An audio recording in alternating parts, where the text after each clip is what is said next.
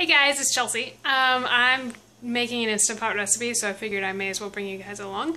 This recipe is actually not my creation. It was a recipe that I found a few years back on Post Punk Kitchen's blog, and it is a red curry sweet potato chili, and it's delicious. So I decided to convert it to the Instant Pot, so that is what I'm going to be sharing with you guys today.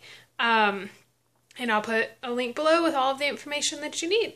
So I have all my ingredients laid out, and we're going to get started. The very first thing we're going to do is we're going to saute some onion and garlic. So I'm going to, my Instant Pot's plugged in, but it is not currently on. So I'm going to click saute, and that's going to allow it to heat up. I have put a little bit of oil in the pot because I prefer to saute with oil. So I'm going to let that heat up. While it's heating up, I'll show you the ingredients that we're going to be using.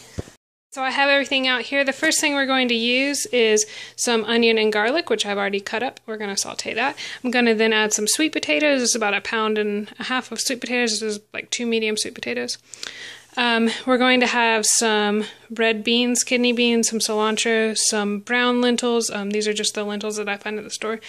And we're going to add vegetable broth to help everything cook. We're going to add some green chilies, which is something that the original recipe doesn't have, but I like to add. Add some coconut milk, 2 cans of diced tomatoes, and then over here for spices we have some chili powder, some salt, and some red curry paste, which this is the red curry paste that I use, and this stuff lasts in the fridge forever, so that's really nice. So those are all of our ingredients. I'm going to get the onion and garlic sauteing as soon as it gets hot.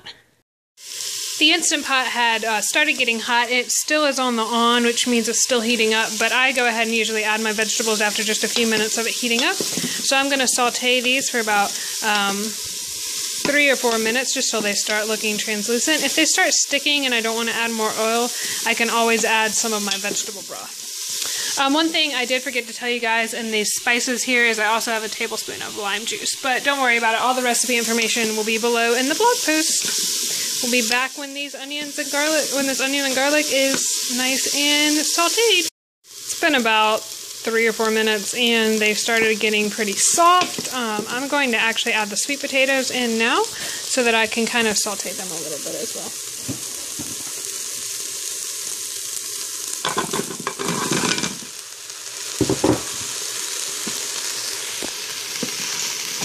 So I'm just going to stir those around and let them saute just a bit. Not sure if this is totally necessary, but I just thought it might be nice to get a little bit of a saute on those sweet potatoes. Alright, so everything's been sauteing for a bit. The goal wasn't really to get those sweet potatoes soft, it was just really to kind of mix them in there. So now I'm actually going to click the cancel button, which is going to stop the sauteing feature, and I'm going to add all of the rest of my remaining ingredients into the Instant Pot and give it a good stir. Okay, so all the ingredients are in there. You'll notice it is right below my max fill line there. Obviously I don't want to go above that, but everything is now stirred in. That was all the ingredients, and I'm going to close my lid. I'm going to turn my valve to sealed. And then I'm going to do this one manual, and I'm going to reduce the time to 10 minutes. And that's going to come to pressure. It's going to seal the valve, and then it's going to stay at pressure for 10 minutes. And then I'm actually going to let this naturally release, which means I'm not going to come up and turn this valve to release the pressure manually. I'm going to just let the pressure come down naturally. So we'll be back when that happens. Alright guys, so it's been about an hour. We know that because it says 58 minutes left. I just went ahead and left this until I was ready to come back in and eat it. The pressure has completely released on its own now, so I can actually open it up. I'm going to click cancel to stop the keep warm cycle, and then I'm going to open it up. And as you can see, we have our beautiful chili here. I'm just going to give it a stir.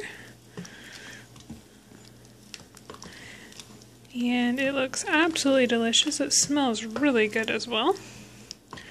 So I'm going to get it all in a bowl and then show it to you. Alright. Alright, so here's what it looks like all dished out. It's absolutely wonderful. The sweet potatoes are super tender, so are the lentils. It really turned out great. So there we go. Sweet potato chili with a little twist with that red curry on it. Alright guys, so you can check out the blog post below. Let me know if you enjoy Instant Pot videos and if there's any certain recipes you'd like me to do or any how-tos on the Instant Pot, just let me know.